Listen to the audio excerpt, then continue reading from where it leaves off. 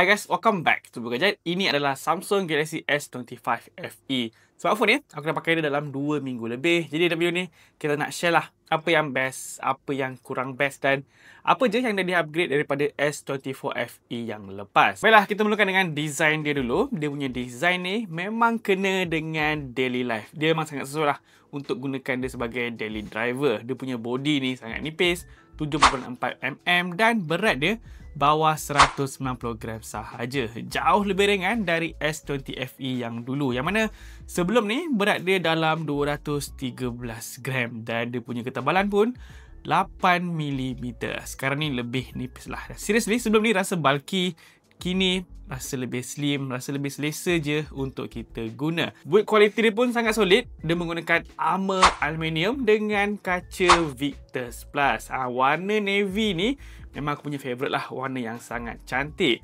Kemudian finishing dia jenis matte. Ini pun satu upgrade juga.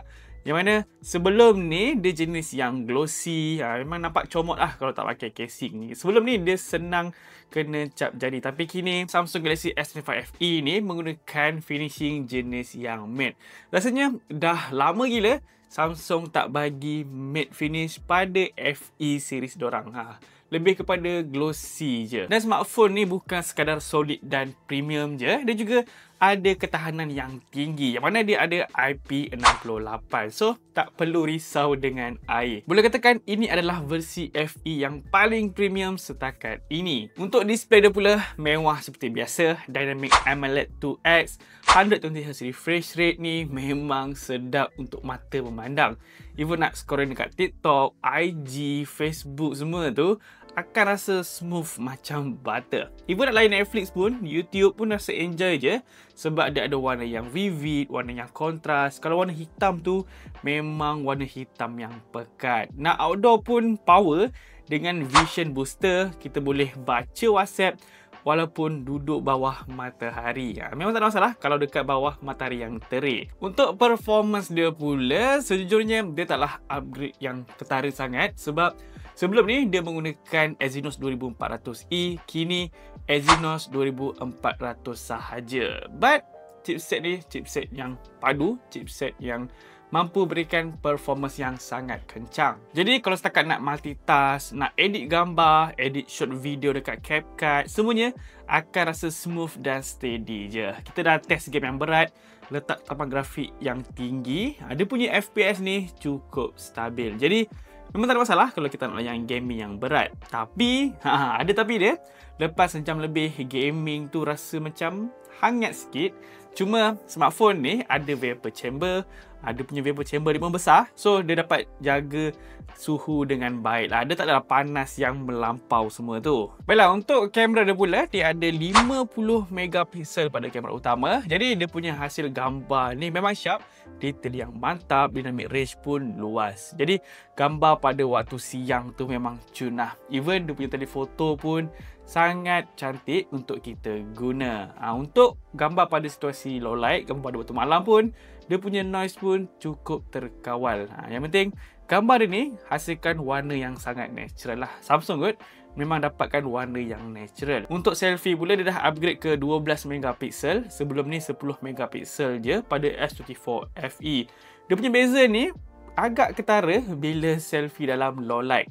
Sekarang ni detail muka ni nampak lebih cerah, nampak lebih hidup lah dia punya warna tu, tak nampak kusam. Untuk rakaman video pula yang dahsyatnya, dia boleh merakam sehingga 8K 30fps. Tapi jarang sekali lah aku guna 8K ni, selalu guna 4K je. Dan pada 4K pun dia boleh pergi sehingga 60fps. Itu yang sangat bagus. Untuk rakaman selfie pun dia punya resolusi boleh pergi sehingga 4K 60fps. Dan dia bukan sekadar ada hasil rakaman yang bagus, hasil rakaman yang cantik, tapi dia punya ciri AI pun sangat berguna. Contohnya macam audio eraser. So dekat audio eraser ni dia memang akan bantu untuk kita buang suara yang tak berkenaan lah. Suara-suara yang contohnya macam motor, kereta dekat belakang. Dia akan cut suara tu dan fokus pada kita punya suara sahaja. Itu yang sangat superb lah. Dengan satu sentuhan je, kita boleh buat benda tu menggunakan Samsung Galaxy S25 FE. Okay, audio yang anda dengar sekarang ni adalah audio yang kita dah edit dekat AI Audio Eraser-nya Samsung ni. Bunyi dia clear kan? Dan sekarang adalah bunyi yang kita tak edit tu. Nampak tak perbezaan dia? Sekarang bunyi bising je sebab kat belakang ni ada train. Inilah bunyi yang kalau tak edit gunakan Audio Eraser. Dia punya ciri AI lain pun sangat bantu. Contohnya macam generative edit. Sekarang ni dia punya generative edit ni dah semakin bijak. Kita boleh buang je any subjek yang kita tak nak dan dia akan hasilkan gambar yang sangat natural. Baiklah, untuk bateri dia pula dah upgrade. Sekarang ni jadi 4900 mAh. Sebelum ni 4700 mAh sahaja. So, untuk dia punya ketahanan bateri ni boleh tahan sehari. Aku yang heavy use ni pun malam tu ada baki dalam 20%. Dan nak charge pun dah semakin laju. Sekarang ni dah jadi 45 watt. Sebelum ni 25 watt sahaja. Jadi nak charge penuh dari 1% sehingga 100% ambil masa dalam 1 jam sahaja. Cuma itulah pengecasan kita kena beli berasingan. Baiklah, sekarang nak cerita sikit pasal part yang paling susah aku nak move on dengan device Samsung ni adalah disebabkan dia punya One UI. Seriously, sekali korang dah cuba One UI dan dah pakai dia punya ekosistem, memang akan stuck lah dengan device-nya Samsung.